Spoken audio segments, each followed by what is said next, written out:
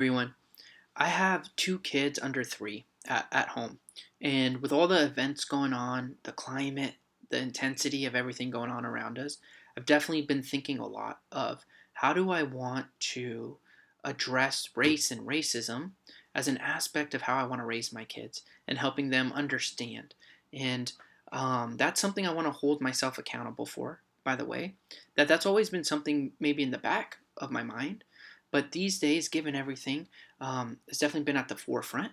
And what I mean by hold myself accountable, how do I want to stay conscious of the importance of that in my parenting once the protests and the intensity of everything going on right now is dying down? How can I hang on to that? And fortunately, there's a lot of great information, great resources, and great strategies for how to incorporate ways of helping our children understand and learn and acknowledge race and racism, and how we can incorporate that into our parenting. So the first step is definitely going to be that as parents, we have to acknowledge that it exists. And especially if you're not from a family made of people of color, that racism exists in a way that might be very different from how you experience certain situations. And then, of course, you might feel differently about those situations, but it's about how do we stay open to understanding the feelings and the experiences of others, given that they might be very different than how you think of those things or how you relate to those same experiences or same situations. And so, if as a parent we're not able to stay open and try to understand where another person is coming from who has a different experience, then we're not going to be able to effectively raise our children to stay open to that same level of understanding. And then if we're able to kind of have that openness and try to educate ourselves and stay aware of um, the racism that's going on in the world, that can inform how we're talking about it with our children and helping them stay aware. And that could look different at different ages.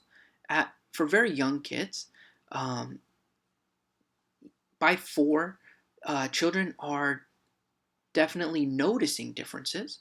But what's beautiful about little children is those differences aren't coming with value or devaluing those differences until they're learning to do so. And so that can be a great opportunity to celebrate differences. So, for example, if my daughter comes home from preschool and is talking about her friend who has darker skin, um, rather than minimize the difference by, yeah, but we're all the same kind of mindset, might find a way to celebrate the difference of, yeah, but isn't that beautiful that we can look different but love each other and play with each other and enjoy each other's company, and that type of way celebrating a difference, um, rather than trying to color it with a sense of sameness. And then at young ages too, we can try to make sure that our kids are exposed to, whether it's toys or books or shows that they're watching, characters that are from different backgrounds and different races. And even if that's not the point of the show or the book, talking about inequality or injustice or diversity, and just let it be a character that looks different from your child, that can help instill this kind of admiration and uh, ability to relate to people who look different. And then as kids get older, we can have more conversations, of course, at your child's level.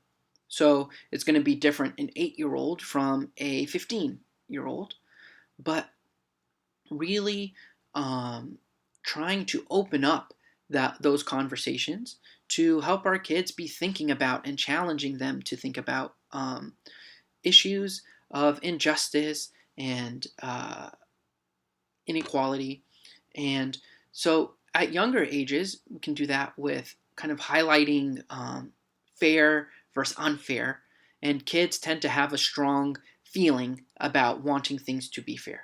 So maybe it's opening up a discussion of situation that's happening, or something like that, and asking, what do you think about that?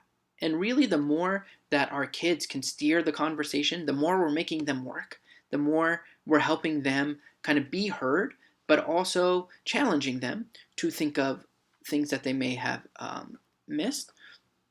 And the more kind of uncomfortable conversations, and even owning as a parent when we feel, yeah, that's something I struggle with.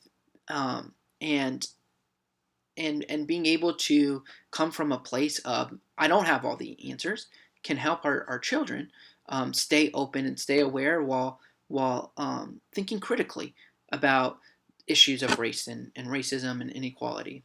And then for teenagers, they definitely are at the point where they can start thinking more critically and about more complex issues. And same sort of thing, letting them steer the conversation, asking them, hey, what are you and your friends talking about when it comes to the protests, or when it comes to um, race, or when it comes to whatever uncomfortable topic you want to bring up, and hearing from them. And sometimes we notice teenagers maybe start stereotyping or using derogatory language or those types of things, and just challenging that of, so why do you think that, or yeah, where'd you come up with that opinion, and maybe offering your own of, you know um, the way I see it is this, or if you're hearing something maybe a little closed-minded, right? The way I see it is this way, and really just challenging your teenager to articulate where they're coming from, and like I said, opening up that door of communication and highlighting things that are going to help bring awareness and keep awareness present, not just for your kid, but for you as a family.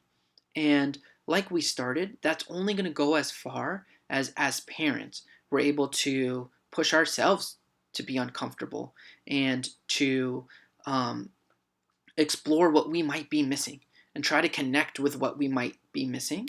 And the more we're able to do that, the more open and understanding we can hopefully raise our kids to be too. So thanks for listening. I'm Dr. Daniel from Simi Psychological Group.